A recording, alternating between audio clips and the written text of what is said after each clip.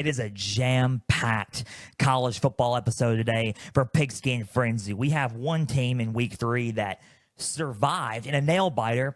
We have two teams that kind of, had kind of blowouts, but we also had a team that is still struggling to find their footing after 3 years with the coach that they hired previously. So I'm going to tie it all in together. Just bear with me for the week 3 recap. We also got our top 4 matchups that we are covering for this weekend. Some pretty good ones as well. 3 good ones and one underrated matchup that we're going to cover out of the ACC. You're not going to want to miss our preview and predictions for week 4 coming up in a little bit. And it's Return of the Pac. There it is, Return of the Pac.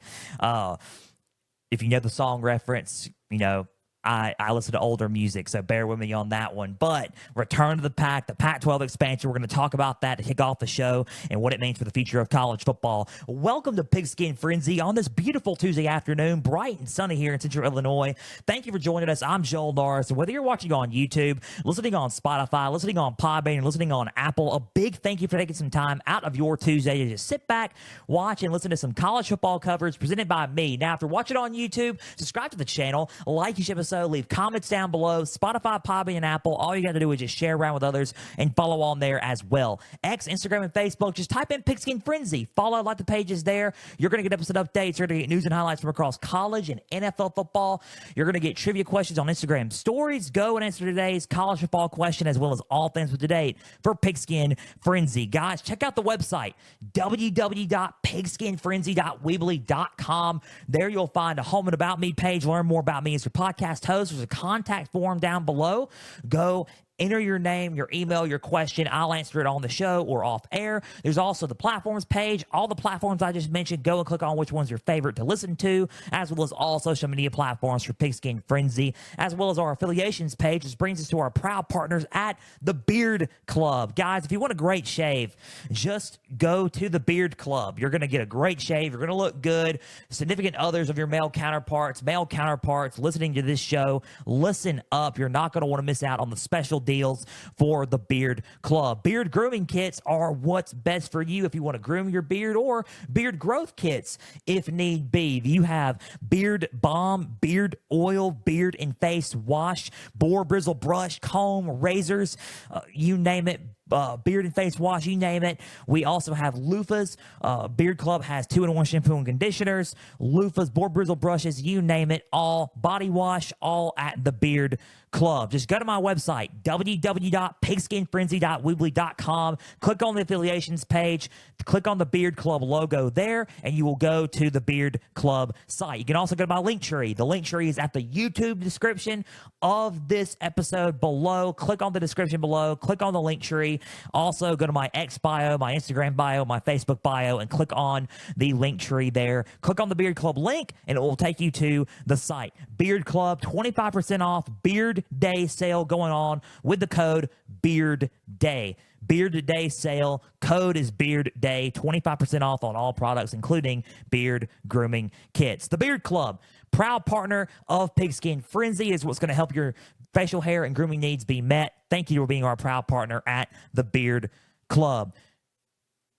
College football today, or proud partner at Pigskin Frenzy, rather. College football day today. We are ready to rock and roll. Got a little excited on that intro, man. It is a jam-packed show. A jammed-packed show. We got a lot going on. We have a lot to talk about. Week 3 recap. A lot of games happen. We're going to talk about that. We're going to discuss the week 4 preview and predictions and discuss our matchups that we're covering for college football this weekend. All 4 games on Saturday this time. No Friday game.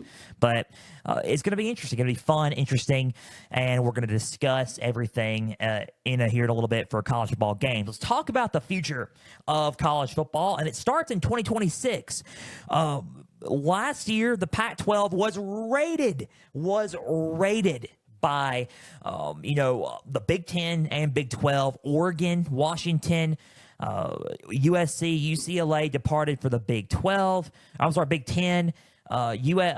Arizona State, Utah, and Colorado departed to the Big 12. Also, the ACC got a little bit of the piece of the action as Stanford and Cal departed from the Pac-12 to the ACC. More on that here in a little bit. But when we all thought that hope was lost, the Pac-12 was done, dead from the Power 5, well, now Power 4 right now, they rise up from the ashes again. The return of the pack is upon us. According to Ross Dillinger of Yahoo Sports, all credit goes to him. The Pac-12 is officially added from the Mountain West. The Mountain West, they've added Boise State, Fresno State, San Diego State, and Colorado State. 4 teams from the Mountain West are now joining the Pac-12 in 2026. Oregon State and Washington State are still in and still members of the Pac-12. So they got 6 teams there. 4 teams added from the Mountain West. They still remain 2 teams in the Pac-12. There's 2 teams there, Oregon State and Washington State. They need 2 more teams. 2 more teams to remain an active FBS Power 4/5 conference in college football. Big news coming out during this end season that the Pac-12 is trying to revise everything, trying to get a TV deal going for all teams that fits their needs and fits their bill. The Pac-12 is being resurrected as we know it. I thought the 2 ideas were this, between the scheduling alliance, that the Pac-12 was going to be done, and that the Oregon State Beavers and the Washington State Cougars are going to go down to the Mountain West and demote themselves to Group of 5. I also thought there was going to be some sort of an alliance that merges the Mountain West and Pac-12 together and brings everybody to the Pac-12. Call it the Mountain Pack or whatever you want to call it. But no, they are rating from the Mountain West and rating from the Group of 5 and elevating some of those top-notch Group of 5 schools and bringing them into the Pac-12. What does this mean? Well, it means more TV deals. It means the Pac-12 is not done. And it means more opportunity for the Pac-12 to be into the college football playoff as a Power 5 conference. They got to get 2 more teams. What does this also mean for other teams around them? For teams that's not really working out in conference realignment? Well, you got Stanford and Cal. Stanford and Cal in the ACC have to travel so far away to play these teams in the Atlantic Coastal Conference. They are also being linked to jump back in 2026 to the Pac-12. Cal and Stanford are. Those are the 2 teams that are being linked. There's also more teams being linked as well. Memphis and Tulane, one of the 2 top Power 5, Group of 5 powerhouses in the Group of 5, and both in the American Conference. It's going to be interesting to see if Memphis and Tulane fit that bill. There's also UTSA, Texas San Antonio. There's a lot to look into the Pac-12 to, be a part of that conference. So we're just going to have to see what the future holds, but the return of the Pac is upon us. It's happening officially in July of 2026. Boise State, Fresno State, San Diego State, and Colorado State will become members of the Pac-12 officially in July 2026 with Oregon State and Washington State. There's 2 more teams that need to be linked, and they'll become 8 teams. They'll become 8 teams in the Pac-12 then, with more looking to be added with TV deals coming up. Theresa Gold is looking to, the Pac-12 commissioner is looking to advance the TV deals, advance everything to the likings of the new members in 2026. So a lot of happening is coming up. The Pac-12 will not go quietly into the night. Very good news out of the Pac-12 that they are being revived here a little bit. They're looking to remain a powerhouse, trying to be a Power 5 conference for years to come with a revamping of the Pac-12. So good on the Pac-12 for reviving it, trying to revive itself, and to try to not go quietly into the night, and to bringing more Pac-12 action, and potentially Pac After Dark coming up here in the next two years. So return to the Pac happening. Excited about that. I wonder how we're feeling. Let everybody know in the comments below. But that's my thoughts on everything in the Pac-12 happening there. So return to the Pac happening. Let's go over our Week 3 recap, because we got a lot to discuss on what happened this past Saturday and what I feel on what happened this past 3 games Saturday and the past game Friday. Let's discuss the Kansas State and Arizona game. I thought it was going to be a lot closer than it was. I was 4-0 in my picks, by the way. Can't say the same about the NFL Thursday, but we'll discuss that on Thursday. But I'm 4-0 in my college picks. Got everything right. So nothing to say that I'm right or wrong, or got everything right. I kind of called it. But I was wrong on a few things. I was wrong on how close that game was. Kansas State blew out Arizona. Final score of that game was, as far as I know, let me just see, 31-7. Kansas State defeated Arizona 31-7 was the final in Manhattan, Kansas, and Bill Snyder Family Stadium. Let me tell you something. Let me just tell y'all something. Kansas State's a good football team. Avery Johnson is a good football player. If you want to look at the stats, I'll tell you the stats of what he did. Like I said, we're changing things up this season where I'm going to give you my honest thoughts on the games, not doing stat heavy, but I will go a few stats that I pulled from the game. If you look and you add everything, if you want to look at it, it's 266 yards Avery Johnson had, 266 yards of total offense and 2 touchdowns. 266 yards, total yards, 2 touchdowns for Avery Johnson. He was a one-man wrecking crew. Well, not really one-man wrecking crew, but he was a big part of that offense in defeating Arizona. How about DJ Giddens? 86 yards, a touchdown. Dylan Edwards, a dominating force on special teams, was Dylan Edwards, the transfer out of Colorado. That rushing attack with Avery Johnson and that dynamic dual threat and through the air with Avery Johnson was electric. Avery Johnson was a good replacement for Will Howard after going to Ohio State. Johnson is the solid starter for Kansas State for years to come. The Big 12 better look out because they are 3-0. Kansas State's looking like a very physical football team on both sides of the football. That defense was all over Tatairoa McMillan and Noah Fafita. McMillan had 138 yards, 11 receptions for Arizona. Fafita had 268 yards, 1 pick, and Quail Conley was a good factor, but that defense was able to hold them up throughout most of the night. They only scored a touchdown. Kansas State was all over them. I thought it was going to be a tough time for Arizona in this environment, in the hostile environment. I thought it was going to be a tough time in general because Kansas State's a very physical team. They showed that against Tulane last week. And, not really last week, but a week and a half ago, 2 weeks ago, against Tulane. Last week, they showed it again against Arizona. Arizona, one of the conference realignment teams, showing here, Kansas State showing them here that this is Big 12 football, way different than the Pac-12. It's going to be a little bit more physical. You just got to beef up a little bit more. Arizona can do that. They can do that with recruiting, and they can do that through the portal. But Kansas State was more ready and more physical. One of the keys that I said last week was more physical than Arizona in this game, and I think that's what really gave them the win. And especially the attack on offense was just too much for Arizona to handle. Kansas State, solid football team. Coming up next for them, they have a game against a 10:30 Eastern, 9:30 Central game against BYU, going to BYU, Big 12 game there for Kansas State. Final score of this game was 31-7. This was my recap on Kansas State. Let's talk about Arizona for a little bit and see what they got to do to improve before I move on to the other games. Arizona, not a bad football team, just ran into a brick wall with Kansas State. That's just my honest thoughts on it. I think Noah Fafita is going to be fine. I think McMillan is a solid receiver. He's an NFL receiver.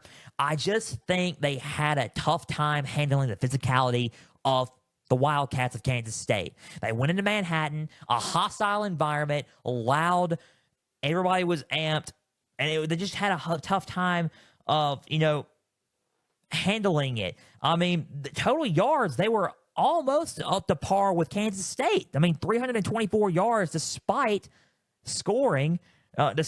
only scoring 7 points. They had more passing yards than Kansas State. Rushing yards they did not. And they almost had about the same amount of yards per play with 5.3. So the stats were a little bit more towards Kansas State's favor, but it was close in the stat line. But it was just the physicality is what made the difference. I think penalties also made a difference as well. They had 9 penalties for 74 total yards in this football game, and it was just kind of tough to sit and see them do anything else, right? It was just a very hard game for them to play. I think it was a very tough game for them to play. I'm not giving any excuses. It's just Kansas State's the better football team. I think that's what it is. And that's really all there is to say about this game. Arizona can bounce back. Arizona next week has, I think they're on bye. They're on bye this week. So this Saturday, bye week. Next Saturday, the 28th, this could be a potential Pigskin Frenzy game for week 5. They play Utah the next game. They're bye before they play Utah in Salt Lake City. So we'll see how Arizona matches up there after their bye weeks. The final score of this game was 31-7. Kansas State routs Arizona in a big game there. So that was our first game that we covered this weekend. Kansas State looking to go 4-0 this weekend against BYU. Arizona looks to bounce back after their bye week against Utah and upset them in Salt Lake City. More on Utah later on in the show. So 3 more games we covered here with our week 3 recap. Let's talk about the game that happened in Madison, Wisconsin. Let's talk about this. Then we're going to discuss the 2 others that we covered, Alabama, Wisconsin. More of a quick recap here and honest thoughts on this. Final score of that game was 42-10. Alabama 42, Wisconsin 10. That was a blowout. I was wrong about that. I thought it was going to be a lot closer. Alabama did not play how they did against South Florida. They showed everybody that they are a team to not be messed with still. Kalen DeBoer on the road, got it done. It expands their win streak to 57 straight wins versus unranked opponents, and it expands their winning road streak as well on the road. So Wisconsin got defeated 42-10 at home. Let's talk about Alabama first. Jalen Milroe, 5 total touchdowns in this game. He was a dynamic force to be reckoned with. I think that this defense could not hold up and could not stop the run. Jam Miller, Justice Haynes were all over the field. If we pull up the notes here and look at the game, I just think that it was just 2 uneven matchups for both teams. Really, it was. Jalen Milroe had, honestly, if you look at everything, he had 5 total touchdowns. He was 12 for 17, 196 yards passing, 75 yards rushing. Jam Miller was solid on the ground as well with a touchdown. They were just a dynamic wrecking force. Receiving, Ryan Williams is a solid player for this team. Jeremy Bernard is a solid player. Ryan Williams is going to be a future NFL stud in the next 2 to 3 years. Hollywood Williams, freshman's player, only 17 years old, by the way, everybody. 17 years old, and he's doing this out here in college football for Alabama. He's utilizing him well. My only concern is playing Georgia. We will see about that next week, because I will just say, spoiler alert, Georgia and Alabama will be one of our Pigskin Frenzy games next week for week 5. Both of them are on bye. Georgia's on bye. Bama's on bye. So as they head into the bye week, they got to figure out a better game plan. And you're thinking, what are you talking about? They just wrecked Wisconsin. Wisconsin and Georgia are different. If you didn't see the Georgia game, Georgia and Kentucky was a little close. A little too close to comfort. Did Georgia play their best? No. They did enough to get the win, though. Kentucky did everything they had and gave everything they had after that performance against South Carolina. We're not going to talk about that whole game, but Georgia won. And they're going to be a little mad with their performance. So they're going to go into Tuscaloosa, even though Bama looks like they could be an odds-on favorite to win because it's at home. They're going to go in there angry. They're no longer number 1 in the polls. Texas is number 1 in the polls. We'll discuss that here in a little bit. But it's different. Alabama may need to want to change their game plan. I would think running the ball with the running backs would be very more efficient. I think that Jalen Milroe is a good runner. I'm not saying that. You utilize Jalen Milroe to the best of his abilities, but throw the deep ball more. If you run quarterback power a lot, it's going to catch on. And I think Georgia's going to catch on to that, and I think that Georgia will end up slowing it down. I think we got to open up the playbook a little bit more if you're Nick Sheridan and if you're Kalen DeBoer on offense. So that's just my honest thoughts for Alabama. I think they dominated this game. They were more physical than Wisconsin. Final score of this game was 42-10. Alabama looked good, but it's going to look a little bit different next week against Georgia. Not Saturday, but next Saturday against Georgia. Wisconsin, let's go over them a little bit. Just didn't look like themselves in the first 2 games. Tyler Van Dyke left the game early because he was injured. He was hurt. He was out for the rest of the game. Just did not look like themselves. They got the ground game going a little bit, but not enough. 66 yards only. Braden Locke did his absolute best in this game. A touchdown, 125 yards, but he was 13 for 26. They tried their best to get something going, but that defense was stifling for them. Just played a better opponent. That's all Wisconsin did. Luke Fickell is going to try to get his team there and try to get his team ready. I just think that they just got to recruit more, and they just got to build up more physically. I just don't know what their identity is overall right now, and I think it showed against Alabama in this game. That's really all you got to say about this game. I mean, final score, 42-10. Alabama blew out Wisconsin. Wisconsin's going to keep working on more. Bama has to show that they are a primetime contender against Georgia next Saturday, so we're going to find out Alabama and Georgia, everything we need to know about both squads coming up on the 28th next Saturday. So that's Alabama, Wisconsin. That's my recap of this. Let's talk about two more games before we go into the AP poll a little bit and dive into the Week 4 preview and predictions. Moving along quick, let's talk about LSU and South Carolina. And it's time to tell the truth here. South Carolina, LSU, when I was watching that game, I was thinking, okay. South Carolina came to play. Lenore Sellers, Lenore Sellers was good. Rocket Sanders was good. Running attack on the outside and on the inside was perfect for South Carolina. They ran the ball well. LSU ended up winning the game. Final score, LSU 36, South Carolina 33. 3-point win for LSU on the road. They did everything. They marched a comeback in the late in the first half, on to the second half. They played physical defense. A lot of penalties were made. Final game, score of the game was 36-33. LSU defeated South Carolina. What went wrong for South Carolina? Well, they just kind of let their guard down just a tiny bit. I think LSU came back and played a little bit better defense in the second half. Made a couple of stops, rushed the quarterback, got a couple of sacks, blitzed a lot better. Harold Perkins was used actually pretty solid Saturday. He was used as kind of a decoy, a distraction, because while Lenore Sellers or Robbie Asher play the rest of the game, because Lenore Sellers got hurt, he hurt his ankle. We'll have more updates on him later on if he's playing Saturday. But look, if you look at the eyes, Lenore Sellers or Robbie Asher was looking at the eyes, they were looking straight at Harold Perkins. They didn't see Braden Switson. They didn't see Shand. They didn't see a lot of their defensive line that was there. They didn't see Savion Jones. They didn't see Major Burns. They didn't see the fumble that happened because they were looking at Harold Perkins. Then Harold Perkins ended up picking up the fumble recovery. I think that they didn't see a lot of that, and the defense stepped up in big ways, and they got a couple of stops and turnovers, and they scored. LSU found a way to capitalize late and scored late. And they found a way to, they missed the field goal late to bring it into overtime. South Carolina did, and that was the game overall. Let's talk about South Carolina just a tiny bit. That's what went wrong for South Carolina. Let's talk a little bit more about South Carolina before I get on LSU. And I'm going to get on LSU. And I don't mean that like as a get in trouble kind of way, but sort of.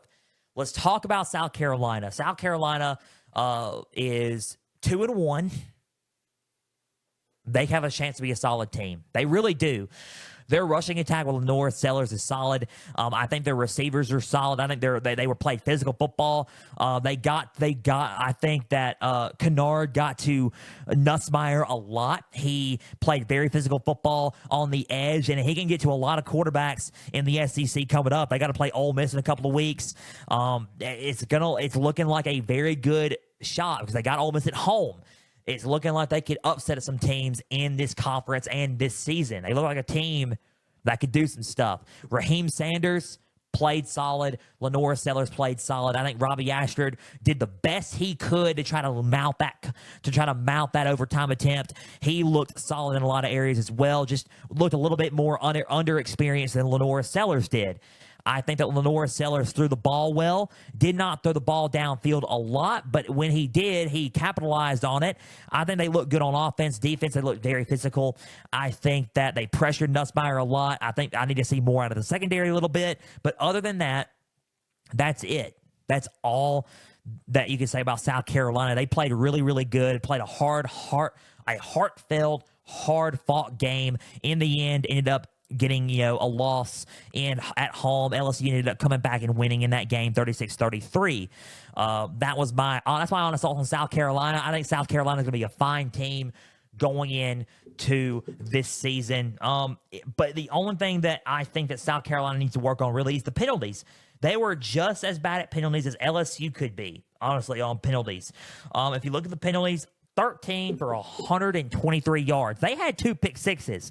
They could have won this football game. South Carolina honestly could have won this football game. They had 2 interceptions, both for touchdowns, called back because of personal foul, 15-yard penalties. 123 yards, 13 penalties for 123 yards, and they lost the game because of those penalties. Other than that, this would have been a 2-score game. South Carolina would have won by double digits. That's how the game went. They had more rushing yards than LSU did. They had more yards per play than LSU did. The only thing that was happening was the penalties. They had 3 total turnovers, and the penalties were costly for South Carolina. Other than that, they played a hard-fought game, and they kept it close. They were winning, and they were winning the majority of the game. So hats off to South Carolina. They played LSU close, but in the end, did not get the win there. But South Carolina's got to be a solid team going in to other games. They could be a solid threat to other teams going into this game, going into Ole Miss or going into other games coming up this season. So the only thing they got to work on, penalties and protecting the football.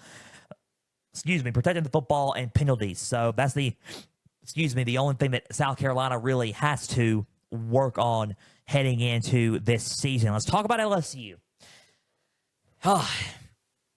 They survived. There's no other way to put it. They survived. Very sluggish start in the first half. They have started off sluggish, either finished sluggish or started off sluggish. There's no completeness with LSU. Penalties, another issue again. 9 penalties. 75 yards in this game, 9 penalties. That is a no bueno. Recipe for loss. 6 for 14 on third downs. Goal line stands were an issue. They could not capitalize. They capitalized late, which was good. They finished solid. They finished strong late, made a stand in a lot of areas. That was good. Their defense was much improved. Their defense was solid in the second half and much improved. Couldn't stop a lot of people in the first half. That's fine. But their defense was much improved in this game than the other 2 games, especially in the second half. They finished a lot better, and they're still trying to find their identity in that. I think running the ball is a big issue.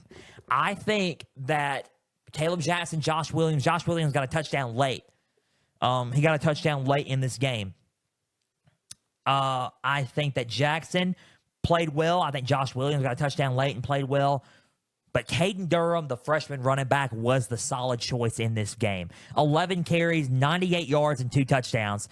Him and Aaron Anderson were the 2 pretty much best receivers in this game. I mean, if you count Kyron Lacey, 63 yards and a touchdown. Mason Taylor also got 58 yards and a touchdown. Solid playmakers there, but Aaron Anderson made a lot happen with his 96 yards and 5 receptions. Made a lot happen in this game for LSU on offense. Garrett Nussmeier made a lot of questionable decisions. Fumble, pick. He turned the ball over a couple of times. I think that for this game, he can learn from it. He can improve. He's got a lot to go over. I think he's a solid quarterback still, but he's got a lot to go over, especially after this game. I just don't see that killer instinct like Brian Kelly has talked about. I think a lot of it is on coaching. If you want to be real, it's on coaching. I think that they need to find that within themselves to win these games. Minimize the penalties, be better disciplined, be aggressive on offense, because I think the play calling was a little bit generic up until the last drive, the later drives. And the later drives in the game, they were a little bit more aggressive to win. I think early on, starting out, very sluggish, very conservative play calling. They had to punt a lot. I think play calling needs to be more aggressive. That's on Joe Sloan. He needs to be better at play calling, be more aggressive at play calling, attack downfield against SEC opponents. Do what you did against Nichols, attacking downfield against these teams. I think those are a lot of things they need to work on and clean up a lot of those things. LSU got the win. It's a win. It's honestly, I've covered a lot of LSU games. This is the second time out of all the games that I've covered, they actually won and I got right. Honestly. Ole Miss, I've done Ole Miss. I've done Florida State twice. I've done Alabama. They've lost all of them. So yeah, I think that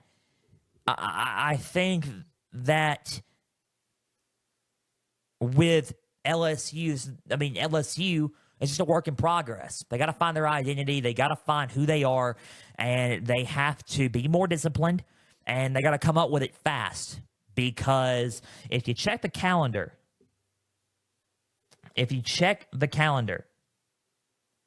right? Today is the 17th, right? You check the calendar. It is 17th. LSU has 3 weeks. We have about 3 weeks until the LSU Ole Miss game. They got to play UCLA and then South Alabama next Saturday. So Saturday's UCLA on the 21st. Next Saturday, 28th, South Alabama at night. They got to play Ole Miss at home. All 3 of those games are at home. They got to play Ole Miss in 3 weeks. They got to find a way to slow down that offense who's been scoring 60 to 70 points. They got to find a way within themselves to make it a game and to get another win against Ole Miss at home and stop Ole Miss from beating them for the first time since 2008, right? At home for the first time since 2008. LSU has a lot to work on, and I think it starts with being disciplined. It starts with being aggressive on offense and finding that killer instinct to finish and capitalize on drives. I think that's where it happens. I think they look sloppy in a lot of areas. They need to clean those big 3 things up because those 3 things cost you football games. And it's going to cost LSU against Ole Miss if they don't get it cleaned up by UCLA and by South Alabama. Final score, 36-33. LSU, South Carolina. They survived South Carolina. They just need to play a lot better overall. Start to finish, complete a game. Here's the four things LSU needs to do. Complete a football game, play aggressive on offense, take more shots downfield, be more disciplined, commit less penalties, and find that killer instinct to finish football games. Start off good. Start it. Be more disciplined. Commit less penalties. Be aggressive downfield. Attack on offense. Be more aggressive. You got the playmakers and you got the quarterback. And then number 4, last but not least, complete drives. Finish the game with that killer instinct that LSU used to have. That's all you got to do. Final score is 36-33. LSU defeated South Carolina. LSU 2-1 has to play UCLA Saturday. South Carolina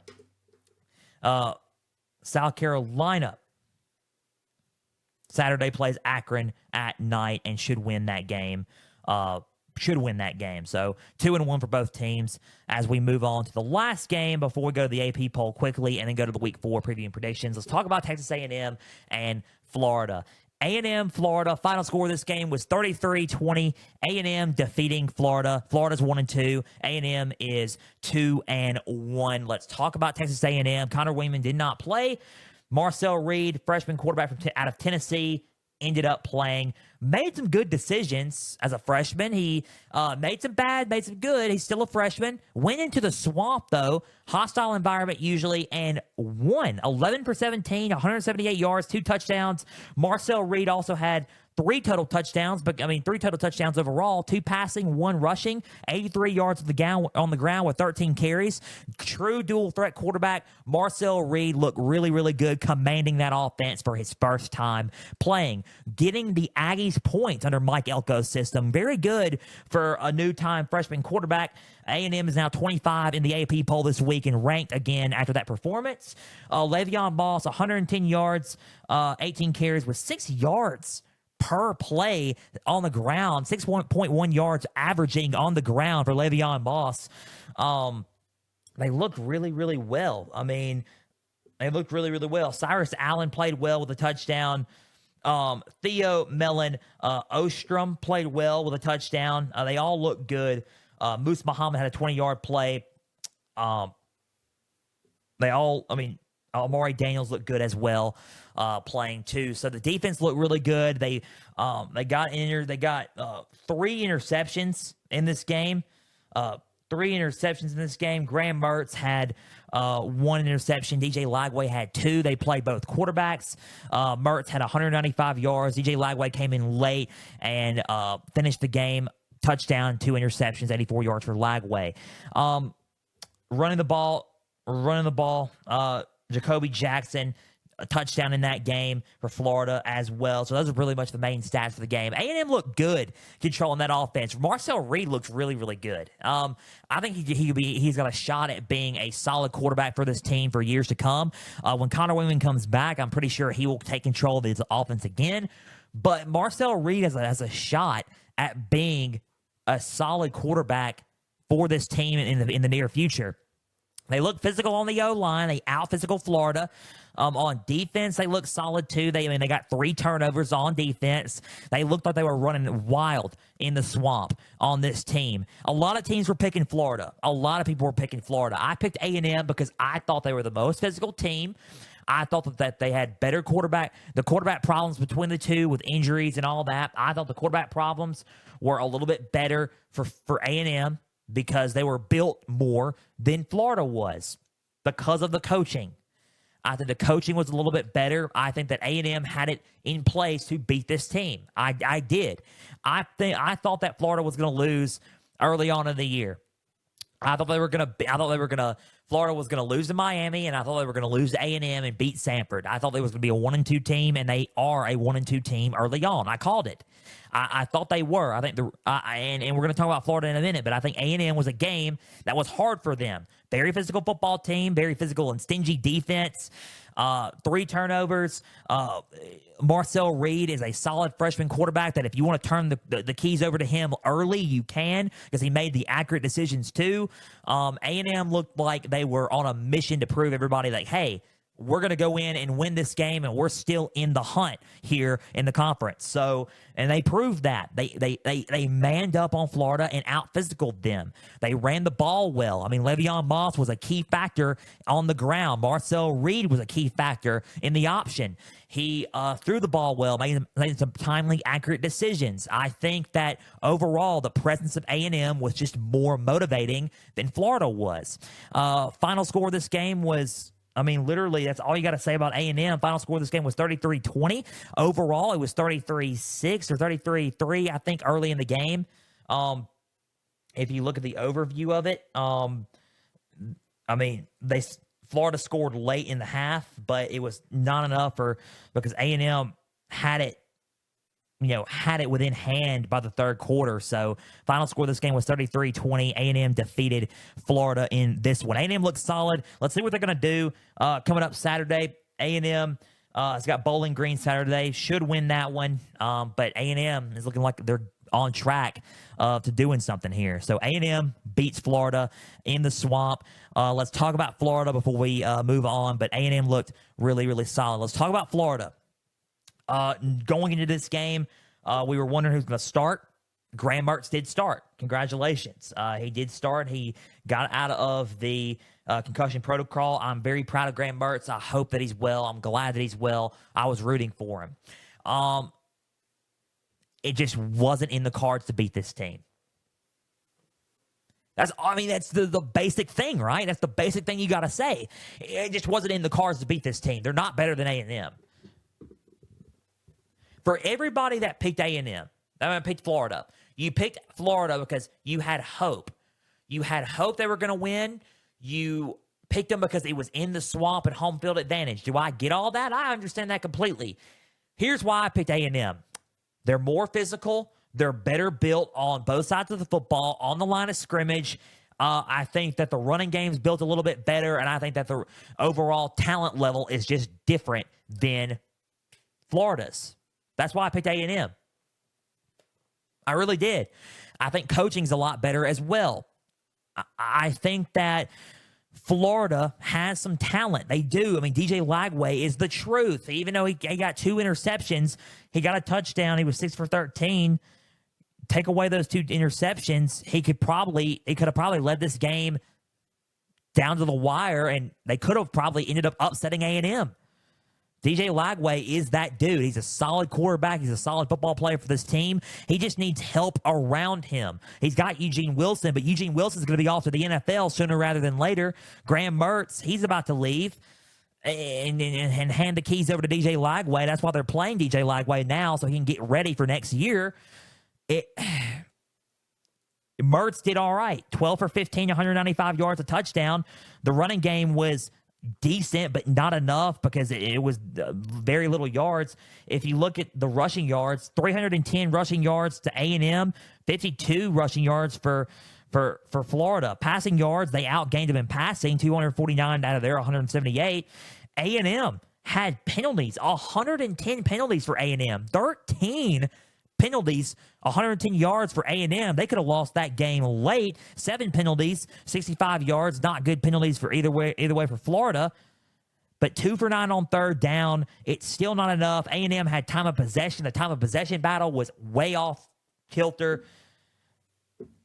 Some areas Florida did better in than A&M. I think A&M hurt themselves in a lot of areas. A&M need to improve? Yes. I could have said that just a minute ago. A&M needs to get more improved, right? Yeah, sure. Needs to get more improved. However, Florida does not have the talent that A&M does. I think Florida doesn't have it compared to other teams. They're 1-2, and it falls to coaching. I hate that about it, though. I hate it. I don't want to say I told everybody so, but I did. I told everybody so. Billy Napier is coaching for his job. There's no secret, and everybody knows it. The Board of Trustees had a meeting Sunday. They're gathering up the money. Boosters are. Everybody's gathering up the buyout. The buyout is $27 million for Billy Napier. They're gathering it up. It's on, you ask per On3 Sports. It's on their X. If you go to On3 Sports X site, on X/Twitter, formerly known as Twitter, go and look at it. It's on their site. All credit goes to them. They had a meeting. You already know what the meeting's about. Florida has State Saturday. State just lost to Toledo, 41-17. If Florida loses that game in Starkville, there's no way they should. I'm picking Florida to beat that and to win that game. If Florida loses to State, it's a nightmare. An absolute nightmare in Gainesville. Final score, 33-20. Texas A&M defeated Florida. The future of Billy Napier is bleak. We don't know what's going to happen, but they got to win Saturday. They have to beat State Saturday. I think they will. I really do. 2-2, I think they will. But the brutal schedule is just beginning for Florida. I said that. Final score, 33-20. Florida's 1-2. They got State Saturday. A&M's got Bowling Green Saturday. We can only hope what happens coming up this Saturday. That was my Week 3 recap of everything going on, my Week 3 recap. We're going to preview Week 4 and preview and predict Week 4 here in a minute to conclude Pigskin Frenzy. Let's go over the AP poll coming up coming up on Saturday, but let's look at the AP poll and let's see what happened in the polls because the polls still matter. The Frenzy rankings don't come out until late October, so we got about a little bit now, about to be a month before the Pigskin Frenzy College Football Playoff rankings come out, with 12 teams now being the top 12 teams being on the list now that the teams moved to 12. So we'll see about that. Let's go over the AP poll rankings and we'll just discuss it and talk about it. Number 1 is Texas. They jumped Georgia after Georgia's, game against Kentucky didn't look the best. So Texas ended up jumping Georgia after a solid win against UTSA this past Saturday. So Texas is number 1, Georgia dropping down to 2, Ohio State at 3, Alabama at 4, Ole Miss at 5. Those 3, 4, and 5 remain the same. Tennessee goes to 6 and jumps Missouri. Missouri had a tough game against Boston College, played them close. Missouri ended up winning a close one at home. Tennessee destroyed Kent State 71-0. They look good on both sides of the ball. We're going to discuss that here in a little bit. 6 is Tennessee, 7 is Missouri. 8 is the U. Miami is rolling on offense. Cam Ward, pretty much the Heisman favorite at this point. Miami is looking good. 3-0. Number 8 in the country right now. Number 9, Oregon. They remain the same. Penn State drops 2 spots from 8 to 10. Miami is just looking a lot better than Penn State right now. Penn State is at 10. USC, big game coming up Saturday against Michigan. We're going to talk about that here in a little bit. Number 11 is USC. Number 12 is Utah. They have a game coming up Saturday. Against Oklahoma State. Big game. We're going to talk about that one in a little bit. Number 12 is Utah. Kansas State jumps Oklahoma State at 13. They are 13 after a dominating performance against Arizona, a ranked Arizona team. They're at 13. Oklahoma State's at 14. After beating Tulsa. Oklahoma is 15, remains the same after beating Tulane. LSU, after a close one against South Carolina, is at 16. Notre Dame jumps Michigan to 17. Notre Dame's at 17 now. Michigan drops to 18 after that kind of performance against Arkansas State, but still beat them 28-18, 2-1. Michigan at 18 now. Louisville's at 19. That doesn't change. They got a tough game against Georgia Tech coming up Saturday, and we're going to talk about that one in a little bit. Iowa State, 20. They move up to 20. Clemson moves up to 21 after a dominating performance this week. Nebraska goes to 3-0. They move up to 22. 23, Northern Illinois. Go Huskies. They are keeping it on, winning right now. I admire that about Northern Illinois. Number 23 is Northern Illinois. Number 24, Illinois comes into the rankings after 3-0 start, beating Kansas, having a dominant win last weekend. Illinois 24, and A&M after beating Florida is coming in at 25. 2-1. Texas A&M is 25. That is the AP poll for this week if no one has seen it yet. So that's the AP poll. Let's go to our week 4 preview and predictions to the 4 games we're covering for college football here on Pigskin Frenzy. To conclude Pigskin Frenzy, let's talk about it, starting with our ACC game, underrated game starting out. Georgia Tech at Louisville. I said we're going to talk about it. We're going to talk about it. Georgia Tech at Louisville. Georgia Tech's 3-1. Louisville is 2-0. Louisville coming off of a bye week against Jackson State. Something's got to give. 3-0, or can they go to 3-0, or will they go to 2-1? And Georgia Tech goes to 4-1. Let's talk about this game.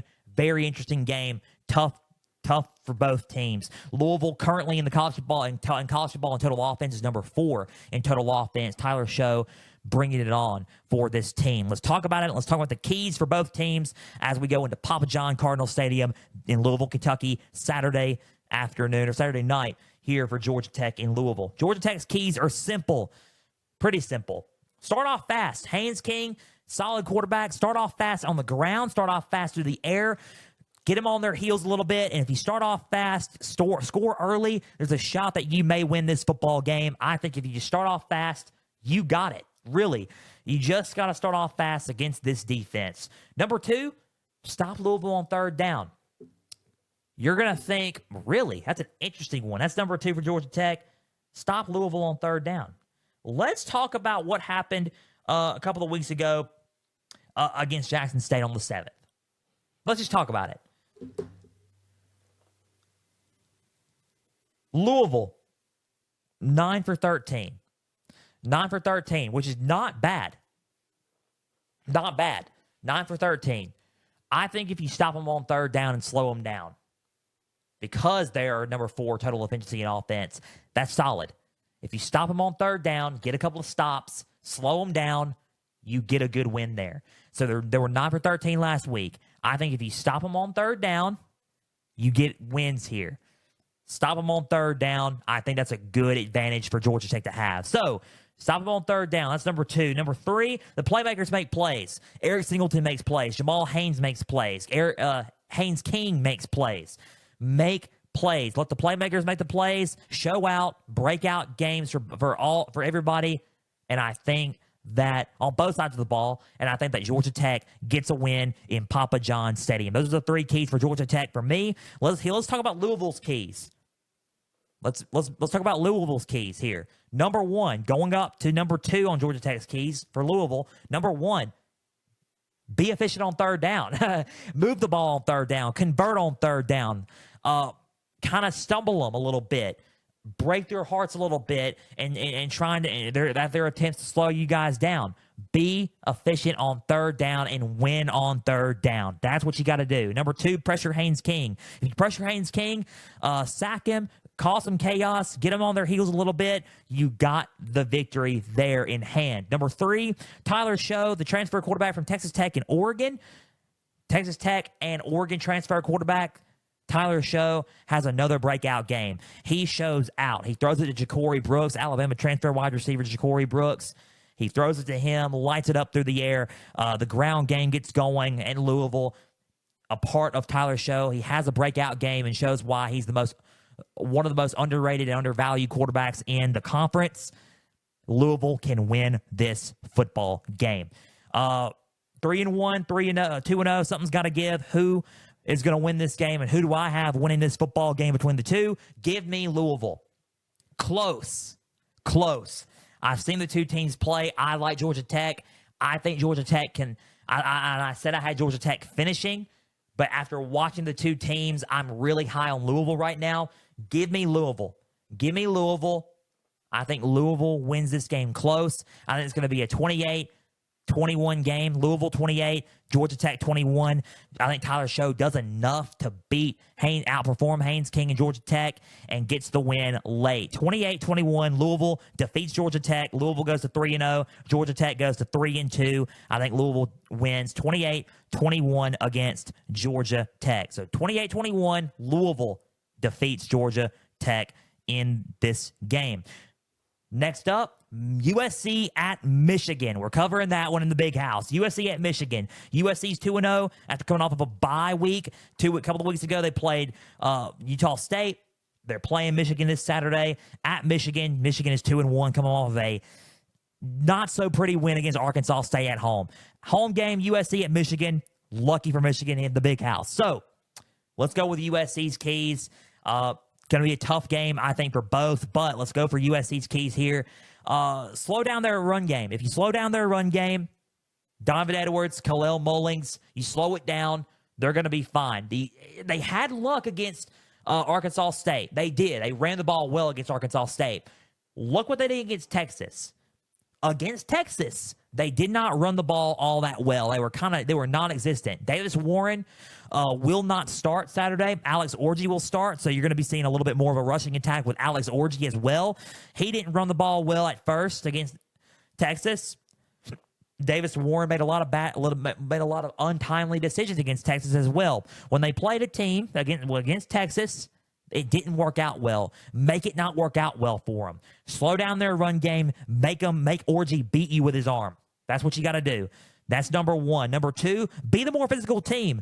Be as physical as you did against LSU and Utah State.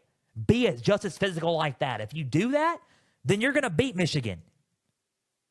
You will beat Michigan. So if you're the more physical football team, you will beat Michigan down there. So number 2, be the more physical football team. And number 3, pretty simple, feed Woody Marks. Jaquavius Marks, feed Woody Marks. Mississippi State transfer running back Woody Marks, feed him the ball, let him run wild. He ran great against LSU. He ran well against Utah State. If he runs good against Michigan, Texas ran the ball well against Michigan. If you run the ball well against Michigan, and with Woody Marks, USC has a big-time shot at winning this game this Saturday in the Big House. So Woody Marks, feed him the ball. These are USC's keys for victory here. Let's talk about Michigan's keys for victory here on trying to upset USC, because USC's entering as the favorites in this game. Number 1, run the football effectively. Again, with Donovan Edwards and Khalil Mullings. It's going back to what I'm saying about number 1. They're slowing down the running game. Run the ball well.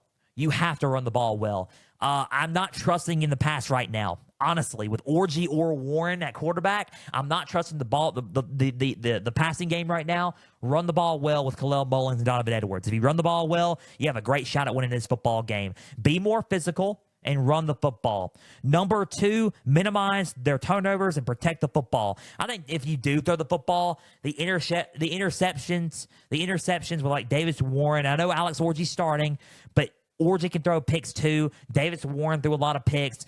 Fumbling the football, I think that if you protect the ball and minimize the turnovers, going to come a long way in winning this game. Number 3, contain their playmakers. They got Woody Marks, Miller Moss. You got to pressure Miller Moss. You got to pressure Zachariah Branch.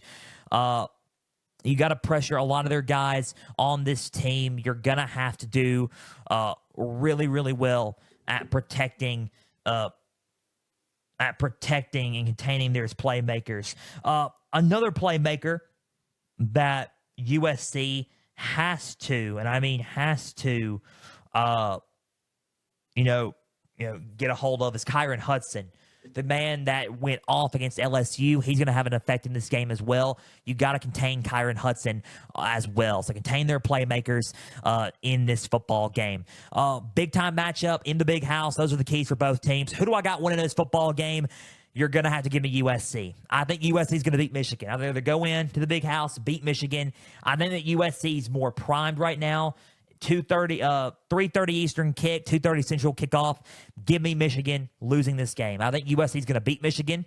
I think that USC is going to do it 35-21. I think USC 35, Michigan 21. I think USC is going to score, win by 2 touchdowns.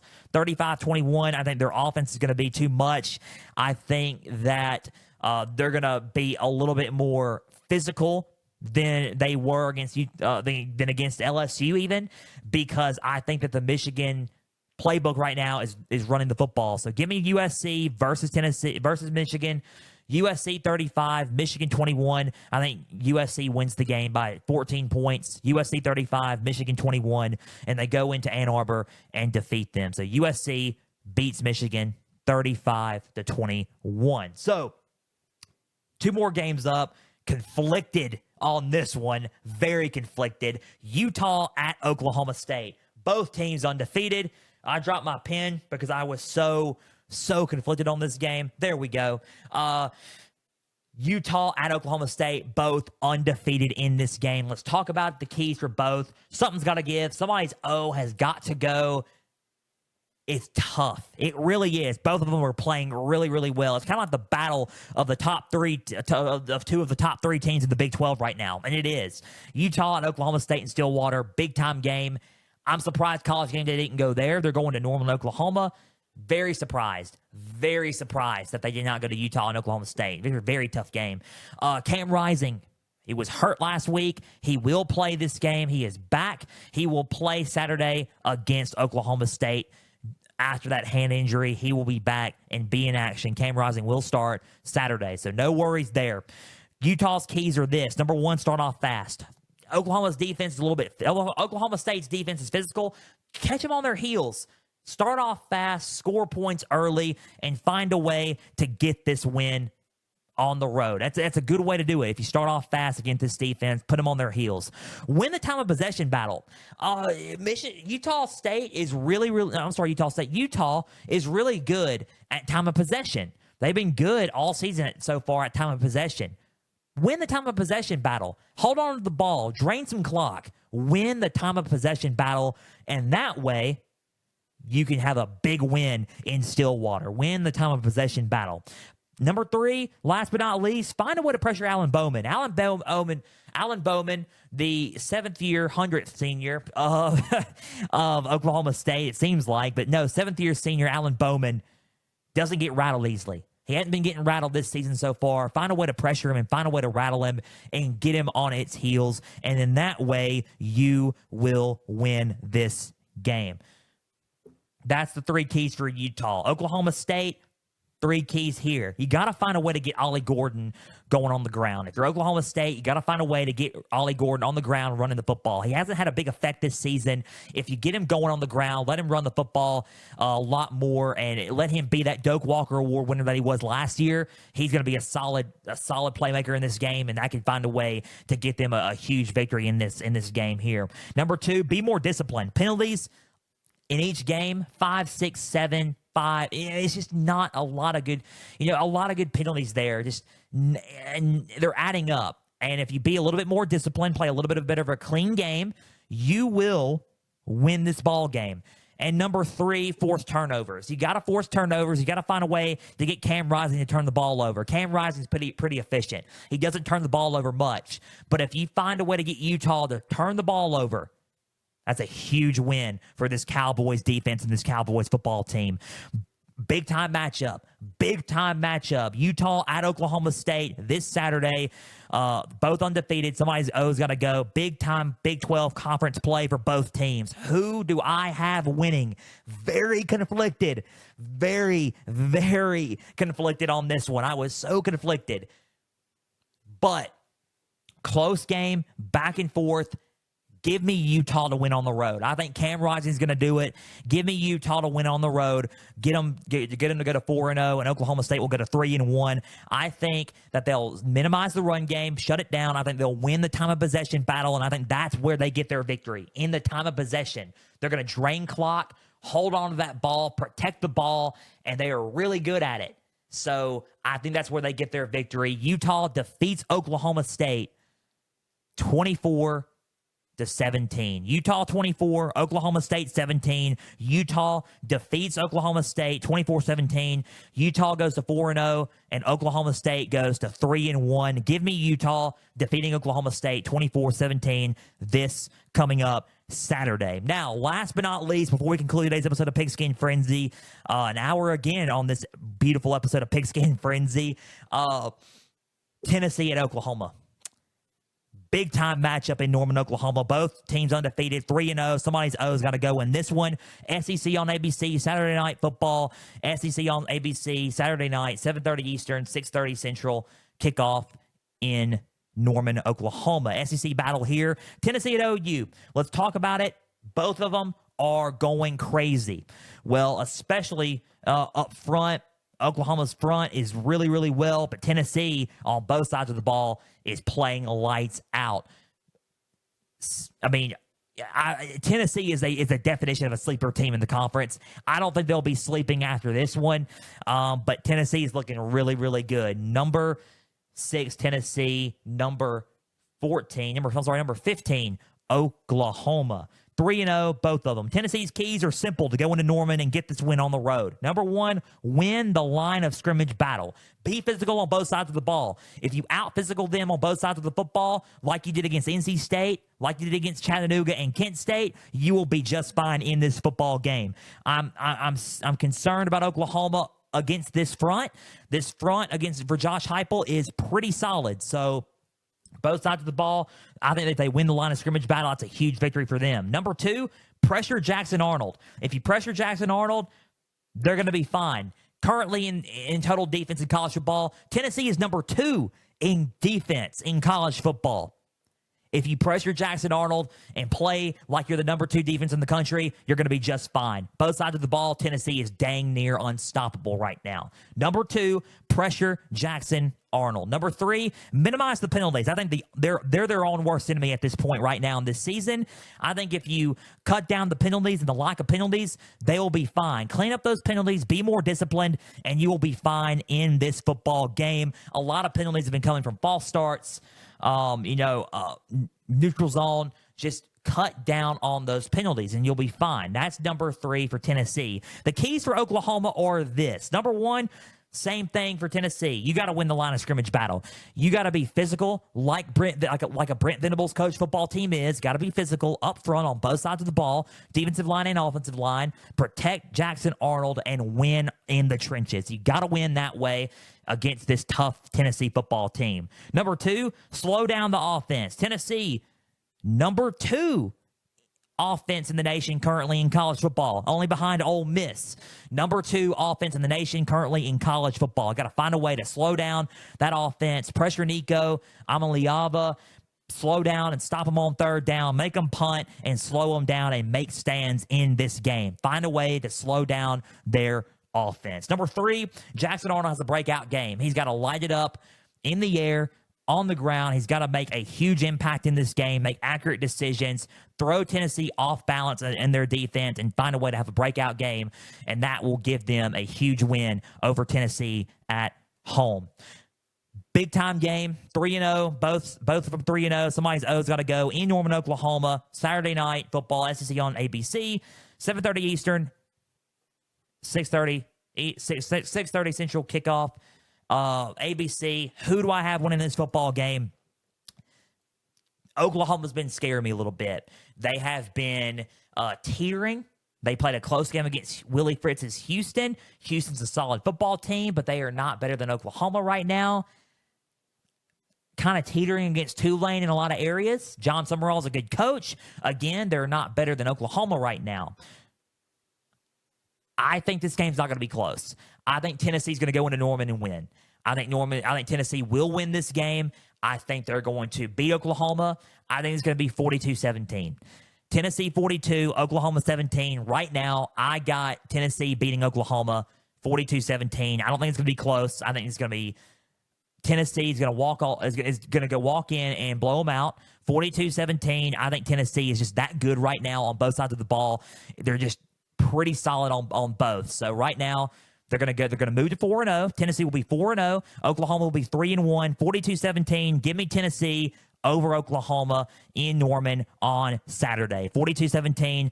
Rocky Top will be chanting their song 42-17. Tennessee over Oklahoma Saturday night. That's all I got for Pigskin Frenzy. That was our Week 4 preview and predictions. That's what the games we're covering. That is all we got for Pigskin Frenzy today. A big thank you for taking some time out of your Tuesday to just sit back, watch, and listen to some college football coverage presented by me. Now, if you're watching on YouTube, subscribe to the channel, like each episode, leave comments down below. Spotify, Podbean, and Apple, all you got to do is just share around with others and follow on there as well. X, Instagram, and Facebook, just type in Pigskin Frenzy. Follow the pages there. You're going to get episode updates. You're going to get news and highlights from across college and NFL football. You're going to get trivia questions on Instagram stories going into today's college football question, as well as all things of today for Pigskin Frenzy.